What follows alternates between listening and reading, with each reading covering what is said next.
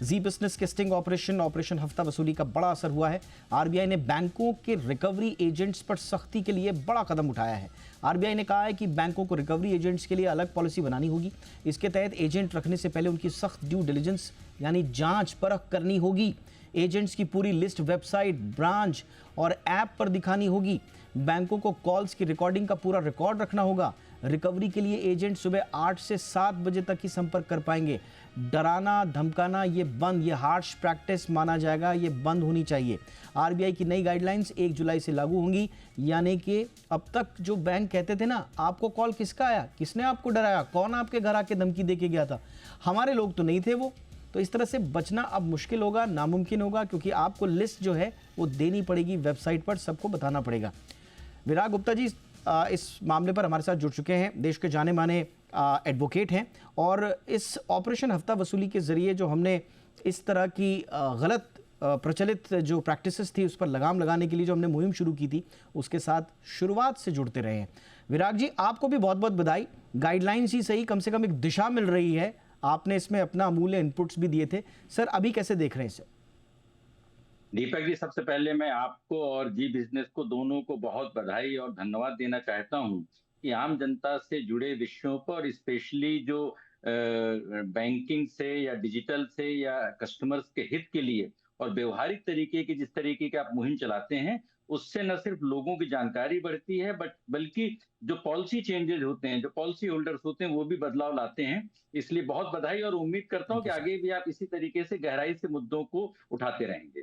धन्यवाद सर, बहुत बहुत धन्यवाद सर। अच्छा, इसमें इस विषय पे देखिए, जो एक तो बहुत अच्छी बात है, और ये ऑलरेडी 2025 में विस्तृत नियम 165 पेज के रिजर्व बैंक ने जारी किए थे। अब उनमें बदलाव किए हैं। अब उसमें एक हर विषय में हम जब चर्चा करते हैं तो परमानेंट समस्या एक बात इस तरह से आती है, रेगुलेटेड एंड नॉन रेगुलेटेड। तो जो ये नए नियम ये जो हैं, ये सिर्फ रेगुलेटेड एंटिटीज में ही लागू होंगे। अब रेगुलेटेड एंटिटीज के भीतर जो लोन एप्स हैं वो नहीं आते हैं। तो अच्छा। डिजिटल की जो नई कारोबारी दुनिया है वो इस दायरे में नहीं आ रही है। तो उन पर ये नियम कैसे लागू होंगे, क्योंकि जी बिजनेस ने एक महत्वपूर्ण विषय उठाया था, वो उठाया था लोन एप्स का। और लोन एप्स में रिकवरी एजेंट्स किस तरीके से लोगों को ब्लैकमेल करते हैं, किस तरीके से उनका डेटा शेयर करते हैं, अश्लील तस्वीरों के माध्यम से एक्सटॉर्शन करते हैं। तो अधिकतर जो आत्महत्याओं की घटनाएं हो रही हैं रिकवरी एजेंट्स के माध्यम से, उसमें दो बातें प्रमुख हैं। पहला कि रिकवरी एजेंट्स बैंकों के नियमित कर्मचारी नहीं हैं, वो थर्ड पार्टी एजेंट्स हैं, बाउंसर्स हैं, गुंडे हैं, बदमाश हैं।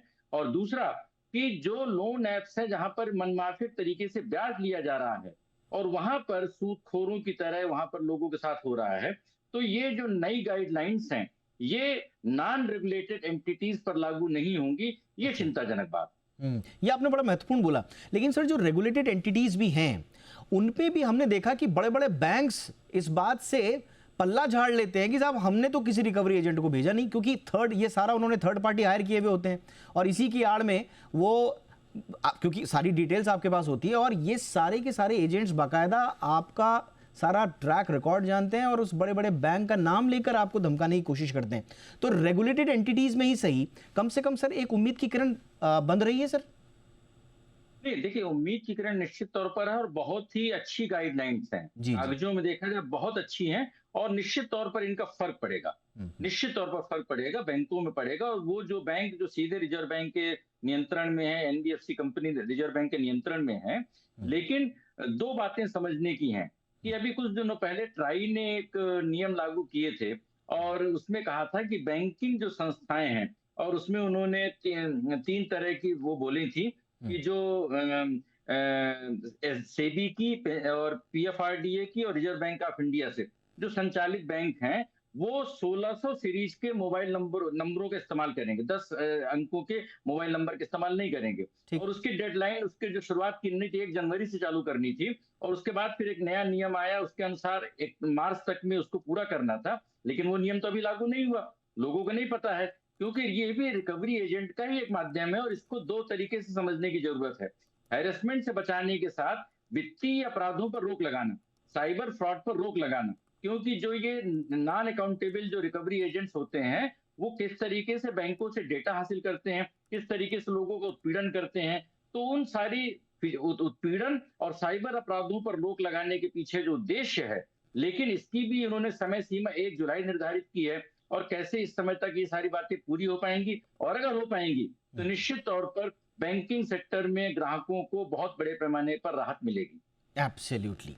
देखिए, राहत तो मिलेगी, लेकिन यही विराग जी की तारीफ है कि जहां पर आपको लगे कि अब सब कुछ ठीक ठाक है, वहीं पर एक इंटेलेक्चुअल क्रिटिकल एंगल, और उसके लिए बहुत ही गहराई तक, तह तक जाना होता है, और इसके लिए हम हमेशा विराग जी की प्रशंसा भी करते हैं।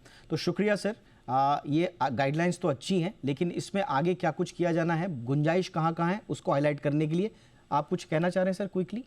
मैं सिर्फ एक लाइन में बताऊंगा कि जी बिजनेस ने लोन ऐप्स के खिलाफ जो मुहिम चालू की थी, और आपने 2 सुझाव दिए थे। हमने पहला बोला था कि जो ऐप्स हैं उनकी व्हाइट लिस्ट बनाई जाए, और राइट। दूसरा ऐप्स का एनबीएफसी के साथ जो जो नाता है, वो एनबीएफसी कंपनियों को वेबसाइट में ऐप्स में जारी किया जाए। उसको आज तक लागू नहीं किया गया। तो मुझे लग रहा है कि जो ओवरऑल कंप्रिहेंसिव जो बैंकिंग कानून के तहत जिम्मेदारियां हैं, वो डिजिटल और नॉन डिजिटल दोनों प्लेटफॉर्म पर लागू होंगी, तभी लोगों को राहत मिलेगी। शुक्रिया सर। और आपकी जो अपेक्षा है, स्वाभाविक रूप से हमारी ये मुहिम जारी है, अभी बंद नहीं हुई है। हमारे असर आप लगातार देखते रहते हैं। ये मुहिम तब तक जारी रहेगी जब तक आम आदमी को अंतिम इंसाफ नहीं मिल जाता, और उसके लिए हमेशा हमारे भागीदार बनने के लिए विराग जी बहुत बहुत शुक्रिया। आज के लिए समय निकालने के लिए भी बहुत बहुत धन्यवाद।